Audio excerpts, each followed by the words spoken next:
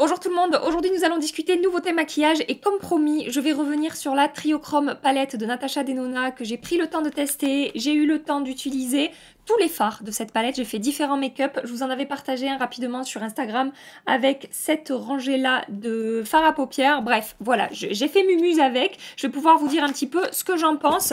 Je vais également tester avec vous aujourd'hui, enfin tester ou retester ces nouveautés là de Charlotte Tilbury. Ce sont des rouges à lèvres, des encres à lèvres en fait qu'on peut aussi utiliser comme blush. Il s'agit des Tinted Love, j'ai pris deux teintes, j'ai pris une teinte très nude, c'est la teinte Santa Euphoria et j'ai pris une teinte un petit peu plus foncée, c'est la teinte Tripping in Love et je vais continuer avec vous mes essais de la base ELF Matte Petit Primer. Ce n'est pas une nouveauté mais c'est un produit que j'ai acheté récemment et que je suis en train de tester. Pour l'instant les essais sont plutôt concluants et pour le reste du maquillage ça sera un petit peu au feeling, je ne sais pas encore ce que je vais utiliser, ça viendra au fur et à mesure. Donc on commence par la Triochrome palette de Natasha Denona qui est sortie récemment. C'est une édition limitée. On est sur le format grande palette, donc c'est-à-dire beaucoup de quantité au niveau du grammage. On a un petit peu plus je crois de 2,3 grammes par fard. 2,36 pour être très précise. Je sais que beaucoup d'entre vous auraient aimé qu'elle sorte cette palette-là dans les mêmes formats que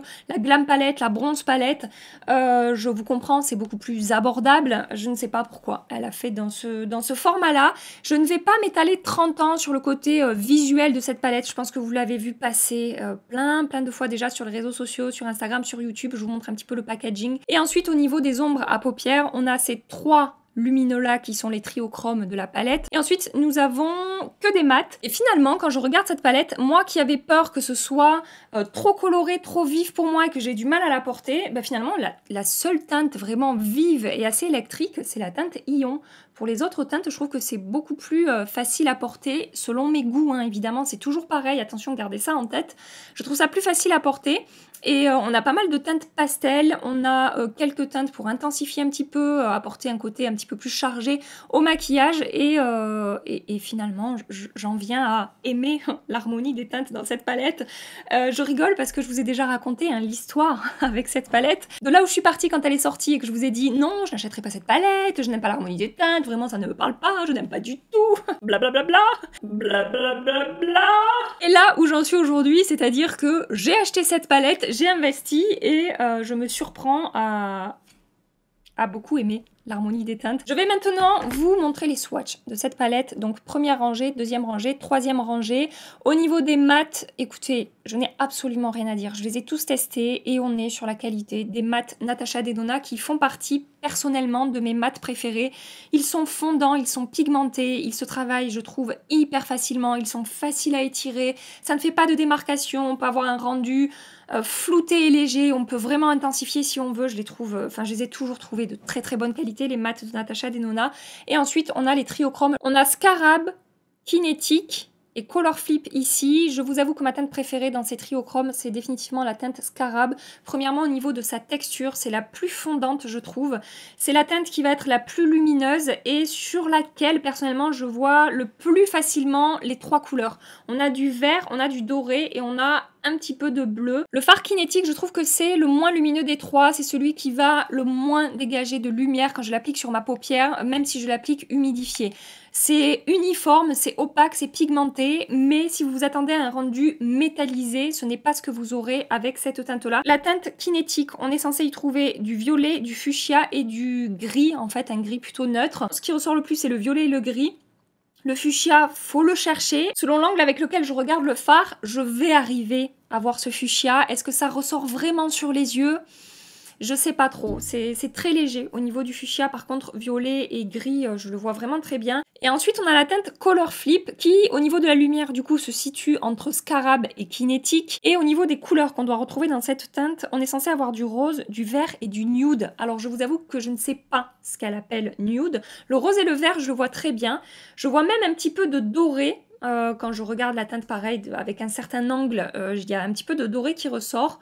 Le côté nude, je sais pas ce qu'elle veut dire par là. Si en achetant cette palette, par rapport au triochrome, vous vous attendez à voir quelque chose de très marqué au niveau des 3 teintes qu'on va retrouver dans les triochromes, peut-être que vous serez un petit peu déçus, en particulier pour la teinte Kinetic et Color Flip.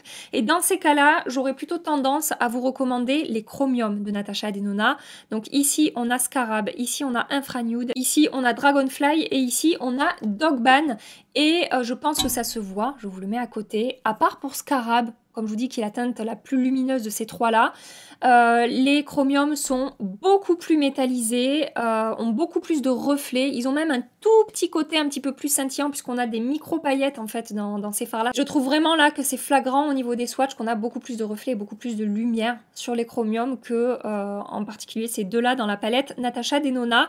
Et je voulais juste vous swatcher aussi cette teinte-là. De la palette Mothership 8 Divine Rose 2 de chez Pat McGrath, on est sur un fard là multi-reflet avec 3 teintes également qui ressemble en fait, qui est censé ressembler à Color Flip. Je sais pas si vous le verrez à la caméra, mais croyez-moi, à l'œil nu, c'est le cas. La teinte Pat McGrath est plus lumineuse, un petit peu plus métallisée. Après, on est vraiment sur le même type de teinte avec les mêmes couleurs à l'intérieur. C'est juste que c'est plus, voilà, un petit peu plus lumineux sur la teinte de la palette Pat McGrath. Voilà pour ce comparatif avec les chromiums. Voilà pour un petit peu mon ressenti par rapport à cette palette là. Je vais maintenant me maquiller avec cette palette pour que vous puissiez voir un petit peu les fards en action. Et suite au make-up que je vous ai partagé sur Instagram, c'était samedi je crois, j'ai tellement eu de demandes par rapport aux 2 make-up que j'avais fait un make-up différent sur chaque œil, j'ai tellement eu de demandes que je me suis dit que c'est ce que j'allais refaire aujourd'hui. Je vous ai dit que j'avais suivi un tutoriel de Natasha Denona qu'elle a publié sur sa chaîne YouTube, je vous la mets en barre d'infos. De toute façon, l'idée, comme toujours dans mes vidéos, c'est pas vraiment de faire des tutos pour faire des tutos, c'est me maquiller à la caméra pour vous montrer la qualité des fards, comment est-ce qu'ils se comportent, vous donner mon avis, les pour, les contre, la texture, les matières, le fondant, la tenue, etc. C'est vraiment ça en fait l'idée des make-up que je fais à la caméra sur ma chaîne. Voilà, et puis de toute façon, vous pouvez trouver plein de tutos sur YouTube concernant cette palette. Je pense que vous pourrez trouver votre bonheur avec tout ce qu'il y a si vous espériez que j'utilise d'autres teintes. Voilà. Je vais commencer par prendre cette teinte-là.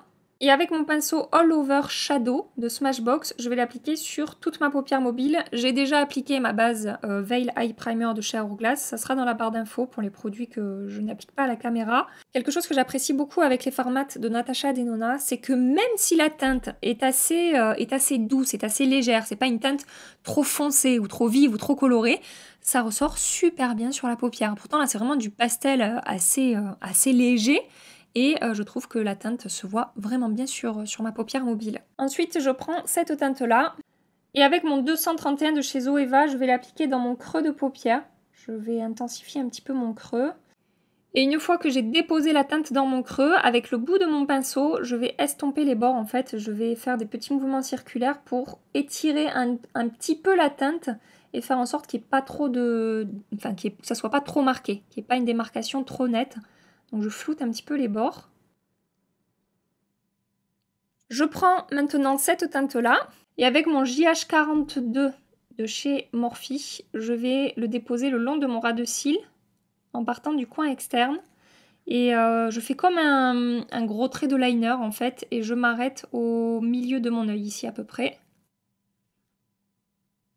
Je prends maintenant cette teinte-là.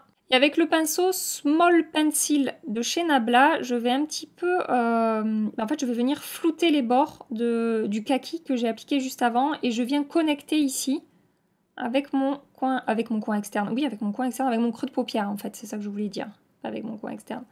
Donc je floute les bords, mais là, j'ai pas pris le bon pinceau en fait. Il me faut un pinceau un petit peu plus dense.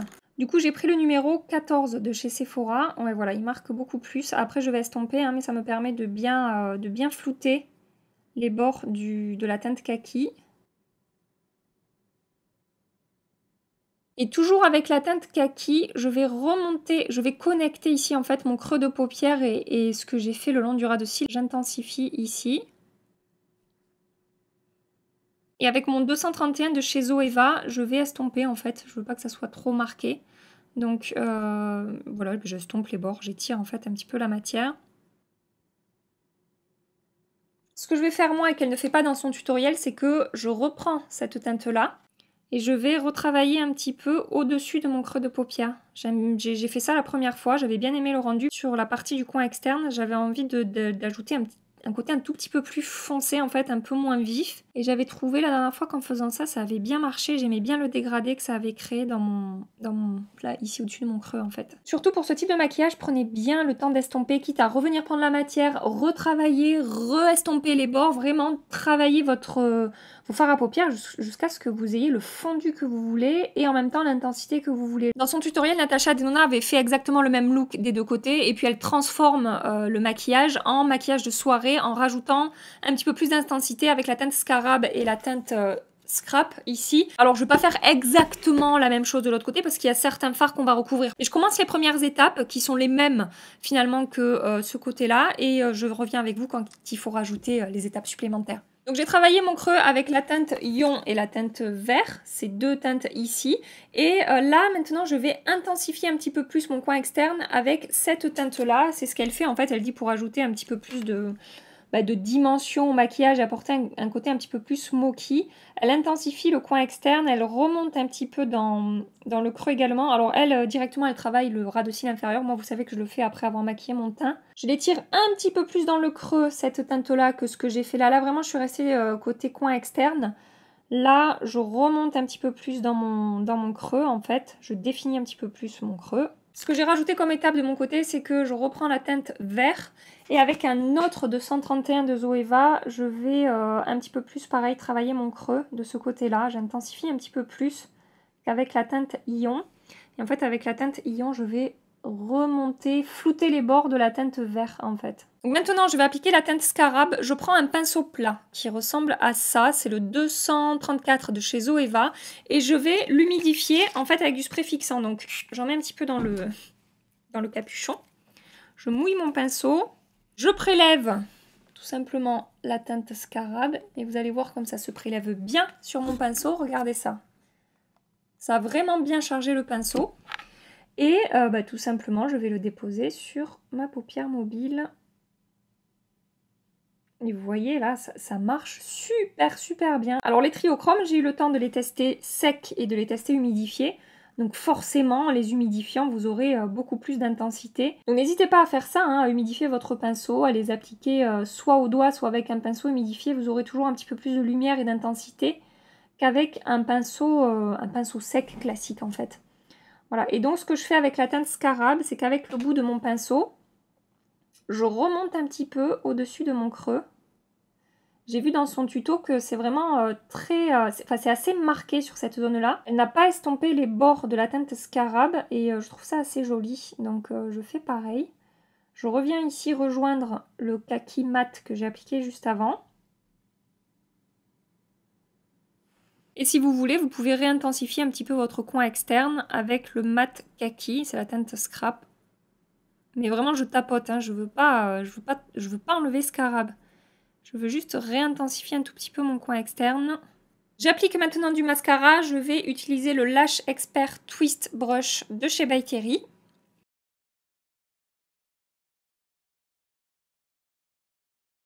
Pour l'instant, je m'arrête là au niveau des yeux. Je terminerai quand j'aurai fait mon teint. Et donc, pour commencer mon teint, je vais utiliser cette base-là de chez ELF. C'est la Matte Petit Primer. C'est une base qui se présente comme la base Poreless Petit Primer que je connais déjà et que j'aime beaucoup. Mais cette fois-ci, on est sur une base qui est censée contrôler les brillances et l'excès de sébum au cours de la journée.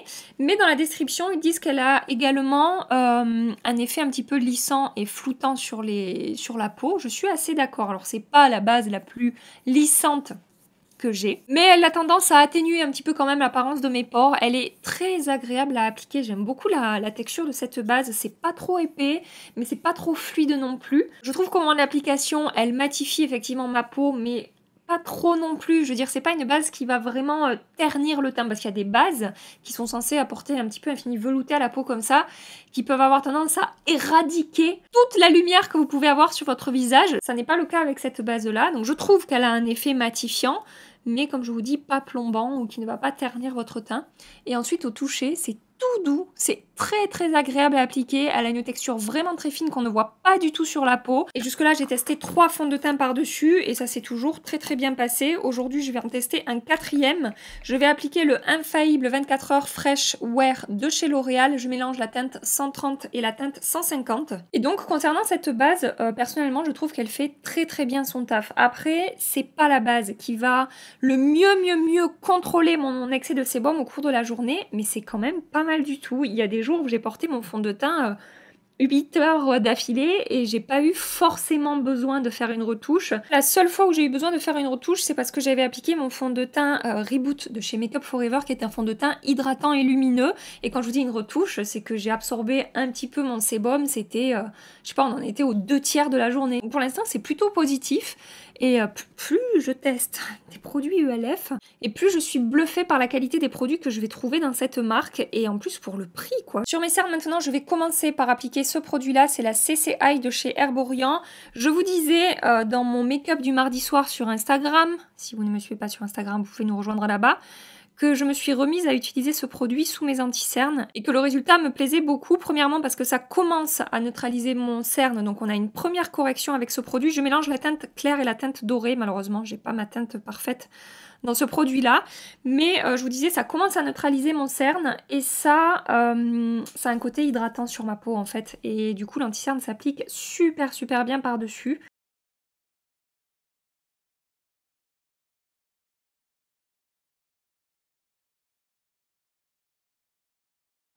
Et par-dessus, j'applique mon Shape Tape Setting Powder de chez Tarte. Je mélange également 2 teintes, ça sera dans la barre d'infos pour les teintes des produits que j'utilise. Ça faisait longtemps que j'avais pas utilisé cet anti-cerne à la caméra. J'ai tourné avec pas mal d'autres anti-cernes en ce moment. Et ça reste quand même mon anti-cerne préféré. Je vais réchauffer mon teint avec mon bronzer Tom Ford de la palette Shade and Illuminate. Et j'utilise un bronzer crème. Puisque après je vais utiliser les blush crème, enfin les blushs rouge à lèvres crème de Charlotte Tilbury. Du coup j'aime bien associer en général les blush crème avec les bronzers crème. J'ai changé de pinceau, j'ai pris un pinceau comme ça, un petit peu avec une forme d'œuf de la marque Morphe 2.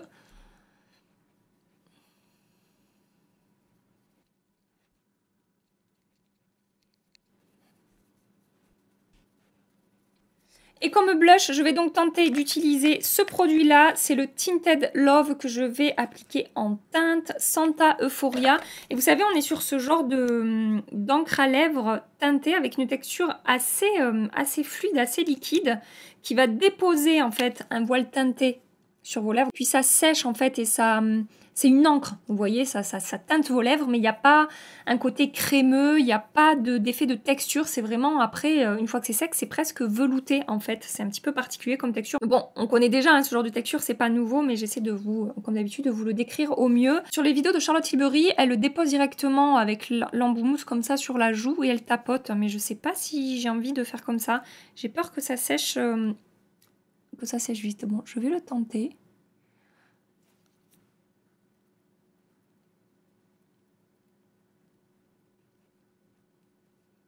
J'en rajoute un petit peu, j'ai l'impression que ça disparaît en fait. Et j'ai l'impression que ça décroche mon fond de teint en dessous. Ça a teinté ma joue en effet, mais j'ai l'impression que ça m'a fait quelques démarcations comme ça au doigt. Parce que sous le doigt, quand je tapote comme ça, je sens une texture un petit peu collante. Du coup, ce que j'ai envie de faire, c'est de le déposer sur ma main au préalable. Et de prendre, je reprends mon pinceau 122 de chez Zoeva. Et je vais venir tapoter ça sur ma joue. Je pense que ça diffusera la matière de manière un petit peu plus uniforme. Et peut-être que ça décrochera pas le fond de teint en dessous. Je trouve que ça marche mieux au pinceau. Ça n'a pas décroché la matière. Et j'arrive à mieux faire ressortir la teinte que de ce côté. Après, j'ai jamais été fan personnellement de travailler les produits au doigt. Mais ça, c'est juste une question de goût, d'habitude, de technique. J'ai toujours préféré au pinceau, même pour les produits crème en fait, ou liquides. Et là, je trouve qu'au pinceau, ça s'est bien passé. Ouais, c'est plutôt joli. Elle est très légère, cette teinte. Je poudre mon teint avec la poudre de beauté mat naturelle de chez Gucci en teinte 01. J'aime toujours autant hein, le rendu de cette poudre sur ma peau. Même si c'est pas celle qui contrôle le mieux mon excès de sébum. Elle est tellement jolie sur la peau que je l'utilise quasiment tous les jours en ce moment. Je vais poudrer les contours de mon visage avec la poudre ELF Halo Glow Setting Powder en teinte médium. Je ne me passe plus de cette poudre à tout petit prix. Comme je vous ai déjà expliqué à de nombreuses reprises, elle floute, elle lisse, elle apporte un petit peu d'éclat, elle ne se voit absolument pas sur la peau, elle est super fine. Comme pour les bases pour le teint, on est sur une poudre qui coûte moins de 10 €. Et franchement, elle n'a rien à envier à des poudres qui peuvent coûter beaucoup plus cher. J'applique un petit peu de bronzer de ce côté-là, de bronzer poudre, pour essayer d'atténuer les petites démarcations que ça m'a fait quand j'ai appliqué le blush. Hop. Bah, du coup, j'en remets un petit peu ici aussi pour que ça soit équilibré au niveau de la teinte. J'aime beaucoup de ce côté le rendu entre le blush et le bronzer là. Et puis j'ai une jolie lumière là entre la poudre LF et le fond de teint L'Oréal qui est quand même un petit peu lumineux. Je trouve ça super joli de ce côté. C'est très fin, il n'y a aucun effet de texture. Et c'est vraiment sympa. Je vais maintenant terminer mon maquillage des yeux. Du côté jour, du coup, je vais faire quelque chose de très simple. Je prends la teinte vert ici. Et avec mon pinceau 230 de chez Zoeva, je l'applique tout le long de mon ras de cils inférieur et je m'arrête ici. Pas tout à fait au coin interne, en fait. Alors, sur son tuto, Natasha Denona ne fait pas de ras de cils inférieur pour le look de jour. Moi, j'ai envie un tout petit peu, en fait. Je vais juste...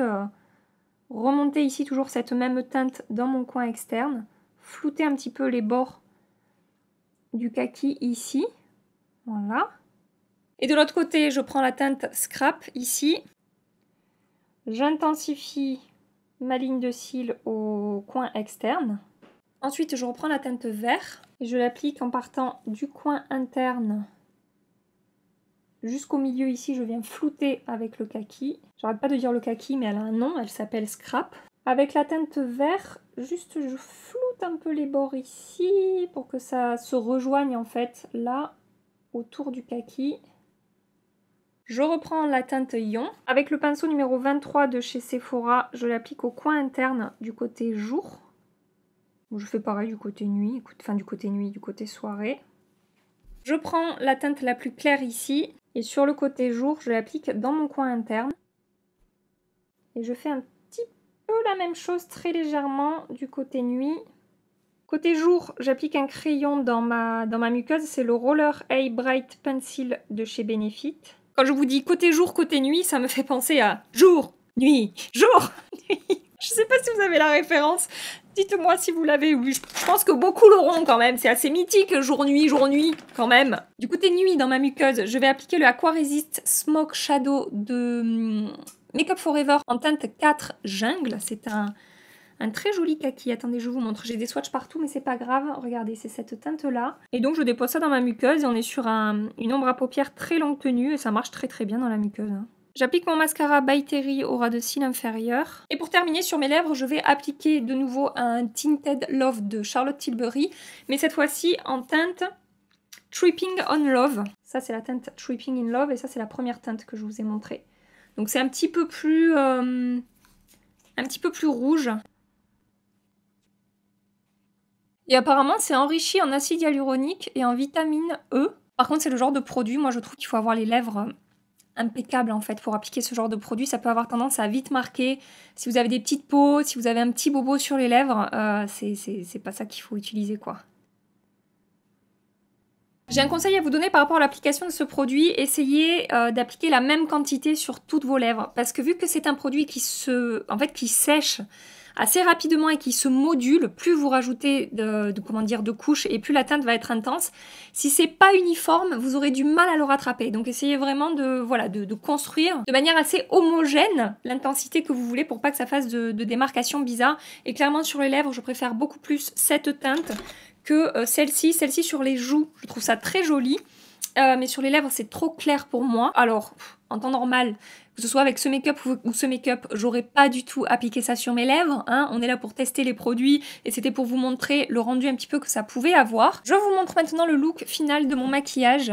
Donc pour les yeux, pour mieux s'en rendre compte, je vais mettre ma main comme ça. Je trouve que ça permet de mieux se rendre compte du style que va apporter chaque maquillage. Donc ça, vous aurez compris, C'est le côté jour, j'aime beaucoup. Hein. J'aime beaucoup ce maquillage. Donc c'est la deuxième fois que je le fais.